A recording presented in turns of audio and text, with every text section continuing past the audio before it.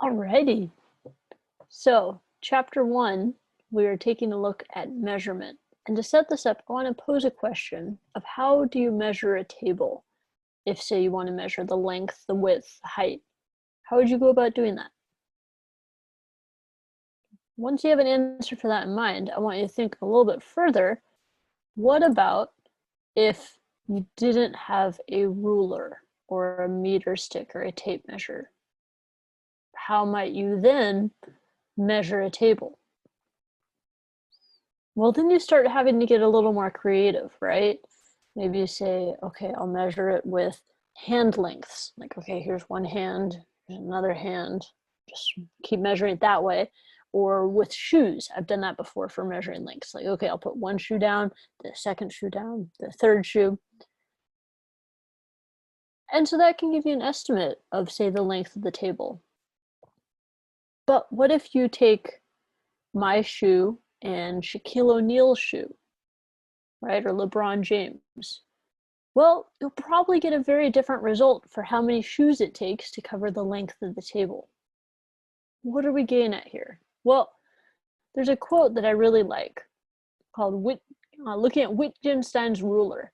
It says that unless you have confidence in the ruler's reliability, in other words, that all the shoes are the same size, if you use a ruler to measure a table, you may also be using the table to measure the ruler, right? So if LeBron James and I both measure the table's length and we get different results, that tells us more about our shoe sizes than about the actual length of the table, because we know the table has been the same length.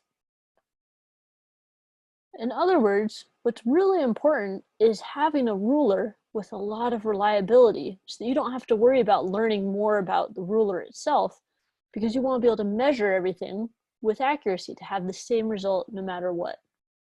So that brings us to this first section, which is taking a look at measuring things, including lengths, like the length of a table. And at the start of these, you'll notice there are these learning objectives. They highlight the things that you should pick up as we go through this section. So for length, 1 meter has been defined by things. Can you think of any? There's a number of them, and they are not shoes, just as a hint. Well, here are some of them. Here's my favorite one is 1/10,000,000th of the distance from the North Pole to the equator. It was thought, well, anyone in theory could go out and measure it, so it's universal. Meter has also been defined by a platinum iridium standard meter bar that was kept in France. You can see that shown here. This is defined to be exactly 1 meter. Cool. It was defined as a certain number of wavelengths of an emission line of krypton 86. Cool. Today, though, the meter is the length that is defined by the speed of light. It's the length of the path traveled by light in a vacuum during a time interval of 1 over the speed of light, a fraction of a second.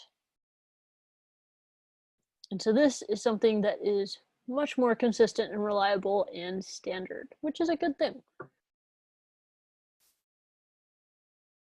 Now, as we're getting into this, we're going to need to know what some other terms are. So basic quantities is one term. Turns out there are 7 fundamental quantities. The 3 that we're going to use this semester are length, time, and mass. And all of these base quantities have been assigned standards, and they're used to define all other physical quantities. That's an important detail because we're going to talk about more than just 3 quantities, right? We're going to care about things like speed, acceleration. But it turns out that all of the other things can be just combinations of these fundamental quantities, that speed is looking at length or distance divided by time. So it goes back to these base quantities. These are the most fundamental way to describe various quantities or measurements. The base standards then that are associated with these quantities must be accessible so that precise measurements could be taken, and also invariable so that the measurements don't change over time. This was one of the issues with that standard meter bar, is that even though it was kept in a very secure location, only handled with gloves, it was still found that over time, it interacted with the air around it, and so the length changed very slightly. But one of the mottos in creating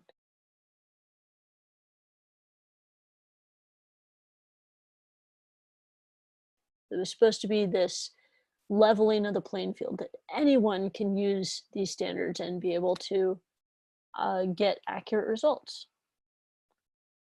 Before we get into SI and metric system specifically, we have to take a closer look at something known as the unit.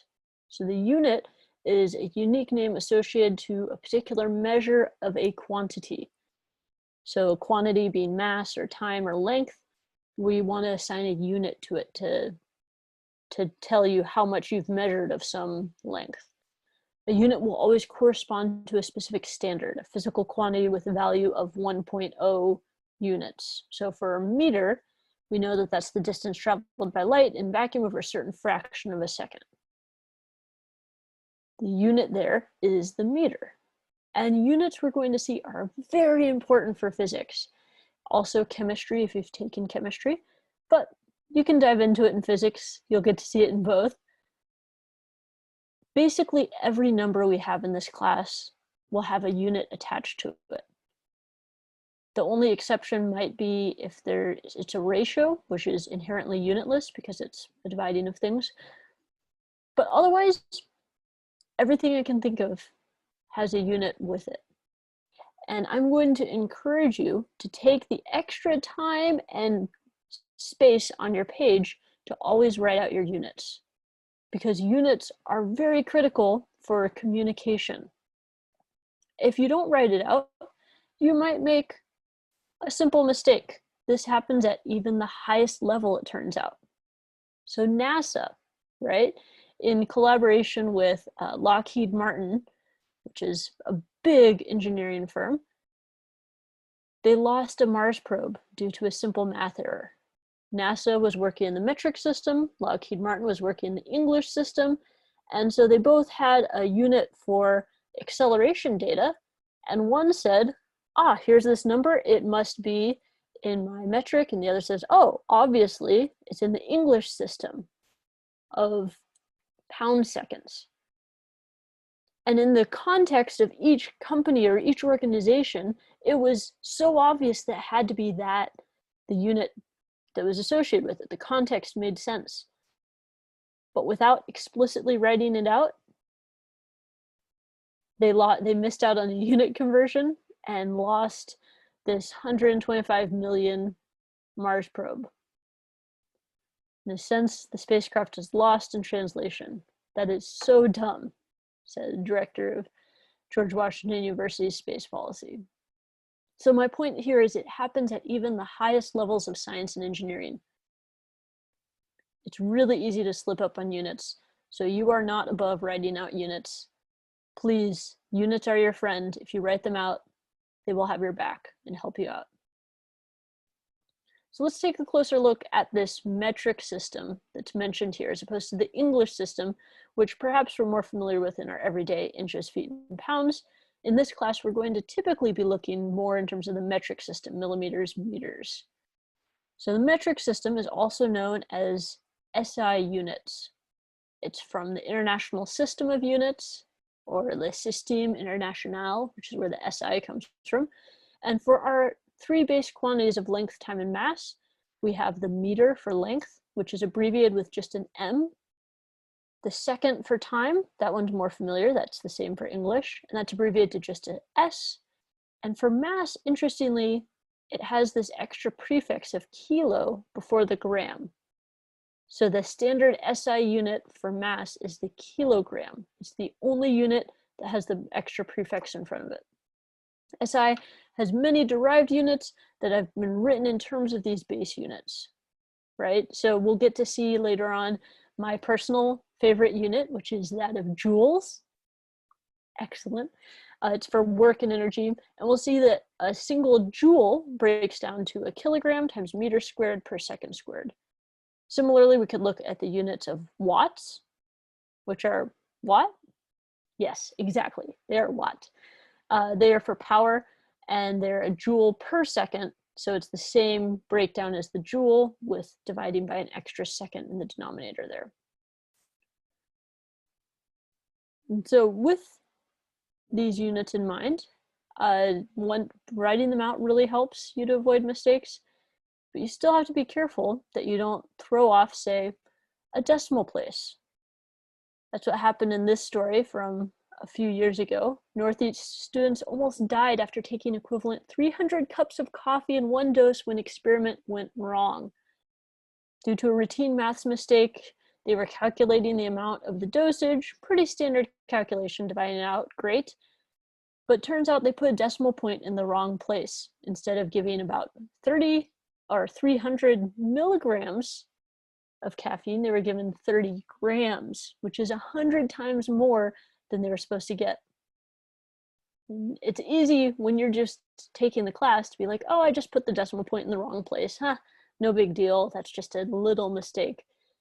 But it turns out those little mistakes can have huge consequences when people's lives are in your hands, right? Fortunately, these people did not die, but they spent days in intensive care with violent side effects. So super scary, and it highlights the importance of making sure that you are not making silly mistakes that down the road could have far-reaching consequences. So something that can help to avoid decimal place error is using scientific notation. That's where you use powers of 10 to write very large or small numbers so that they're just always a number between 1 to 9 times 10 to the power of something. So instead of writing 3, 5, 6, 0, 0, 0, 0, 0 with a bunch of zeros meters, you can say, hey, wait, there are, let's see, 6, 7, 8, 9 decimal places here. So I could write this as 3.56 times 10 to the 9, where 3 is between 1 to 9, and then we're just using 10 to the 9 power to write that out. In the second example, 0.000000492 seconds, this is very small, so we can make it 10 to the 7 times bigger, and then multiply by 10 to the minus 7 to undo what we just did. So 4.92 times 10 to the minus 7 to write this exact same number in a much more compact notation and clear. It also helps us out with significant figures, which we'll get to in a moment. Notice too, it is seconds. We are keeping the units here very clear and explicit. I love it. Conversion factor is anytime we have a ratio of units that is equal to 1. So it's used to convert between units. Units conveniently obey the same algebraic rules as variables and numbers. So if we have 2 minutes and we want to convert to seconds, well, we can think of a way to write a ratio that's equal to 1, and that's saying, hey, what's the relationship between minutes and seconds? Well, 1 minute, we could say, has how many seconds? Well, that should be 60 seconds. That's one most of us are probably familiar with. If not, it's given to you on the exam, so it's okay if you don't know it. And then to get this as a ratio equal to 1, we can divide either side by the other one, right? So if I divide both sides by 60 seconds, then this is now equal to 1. This side cancels, right? And we can multiply anything by 1. That's really easy.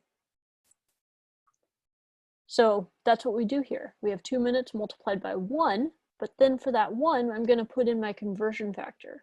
Now, if I want to cancel the minutes and get to seconds, that means instead of multiplying by 1 minute over 60 seconds, I'm going to take the inverse. The inverse of 1 is still 1. So I'm going to write it as 60 seconds divided by 1 minute. Notice now the minutes cancel out like an algebraic rule. They divide out, and we're left with seconds as our only unit there. So we get that 2 minutes is 120 seconds. That's one you could probably do in your head, but we'll see some more complicated examples. So it's good to start simple so that we don't have to worry too much about that.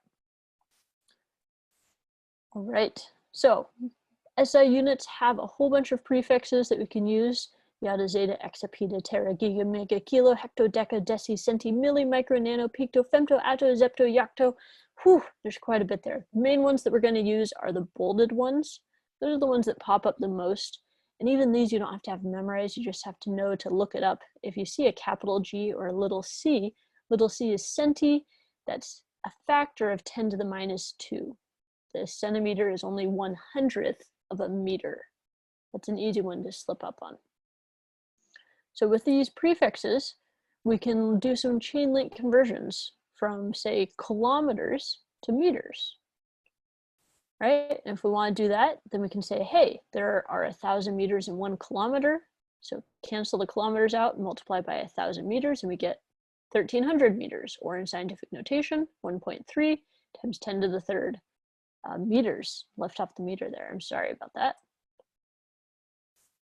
And then similarly, if we want to go from kilometers to centimeters, we can first convert into our meters, and then we can convert from meters to centimeters. So we know in 1 meter there are 100 centimeters, so that's another conversion factor that allows us to get to centimeters, which we could write as 8 times 10 to the 4 centimeters. Finally, there's an example of going from millimeters to feet. This is perhaps most challenging because it involves both SI prefixes and a conversion from metric to English system. So we can first convert our millimeters into meters, right? Noting that there are 1,000 millimeters in 1 meter.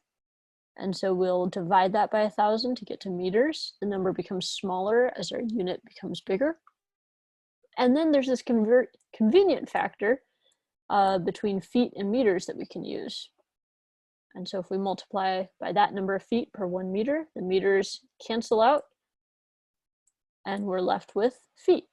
That 2,845 millimeters turns out is about 9 feet. Right, now I've mentioned a couple of times this idea of significant figures, or sig figs. The idea here is meaningful digits. So generally, we're going to round to the least number of significant figures of the given data. So the original numbers given in the problem statement, or when you're collecting data in an experiment. So if you have 25 and 18, right, your length and width of the table, and you want to calculate the area and multiply them, well, your area is only going to have 2 significant figures because each of the original data only had 2 sig figs. Now, if you measure the width is 25 and the length is 18,975, way more digits that are meaningful, but we're still constrained by the fact that the 25 only has 2 significant figures. So the final answer will have to be rounded off to only have 2 significant figures. This feels a little bit funny, but it's telling you how much your final answer actually means something. I can go more into that another time if you're interested. Now we will need to round, as I mentioned, so you'll round up if it is 5 or more. So if it's 13.5 and you can only have 2 significant figures, then you say that that is 14. If it is 13.4 and you only have 2 significant figures, then you round down and it is 13. Note, significant figures are not decimal places. So 0.00356 has 5 decimal places, but only 3 significant figures. Why is that? Well, all of these leading zeros, since there's no number in front of them that's other than 0, they don't mean anything. These are all meaningless. So the only ones that mean something are the non-zero digits. The only way that exception to that is if we had an extra number in front of here, then that could make all of those zeros meaningful. But that's why here we only have 3 significant figures. In general, also, trailing zeros are not significant. In other words, the number 3,000 could have 4 significant figures, but usually will only have 1 significant figure. So all of these zeros don't really matter. So when in doubt, you can use scientific notation and be very explicit and write as 3.000 times 10 to the third to show that it's 4 significant figures, or you could write as 3 times 10 to the third to show that it is, in fact, only 1 significant figure. Scientific notation often makes this much clearer. The other way that you can use to get around it if you don't want to use scientific notation is you could write it as 3,000.0. And now we're saying that we know it is exactly 3,000.0. So that would show that it is actually 5 significant figures in that case. Kind of a funny example. All right, so that's a brief introduction to sig figs. They are often learned best in practice. So I want to encourage you to try and practice it out here with the think, pair, share. So you're going to rank in order from the most to the least the number of significant figures in the following numbers. We'll vote on each ranking. So you're going to vote which has the most sig figs, which has the second most sig figs, the third most sig figs, and the fourth most sig figs, right? So that's the assignment here. And so I want you to go ahead and take some time to pause the video, write this down, make sure you come up with an answer. You may not be sure, but just guess something. So find something to write down or type it in your phone if necessary. Please take a stand. You can be totally wrong, but I want you to take a stand here. So please, I'll tell you to pause the video and then you can watch it once you've taken a stand. So go ahead and hit pause now. Okay, did you do it? I'm gonna hope you did. Let's take a look. Okay, so D has the most significant figures with 4, right? 1, 2, 3, 4. Those are all non-zero decimal places. So boom, that's a really easy read that we have 4 significant figures there. C comes next in place, and it's not for the 0 in front, but because we have 4.3, and then the 0 comes after and is a decimal place. So this 0 does count. Check. A and B are funny examples because we know the 8 and the 2 are both significant, but these extra zeros, we do not know. And so if we don't know, then we're gonna have to say, nope, not significant. Similarly, these leading zeros on B do not count, and so we just have the 5 and the 2 as our significant figures. So that's a very brief dip into it. I encourage you to ask me, and I'd be happy to talk more with you on this, or you can ask, so you can come to my office hours for that. You can post on the discussion board. Let's have more of a conversation there. So with that, that pulls us through the long first section of chapter 1.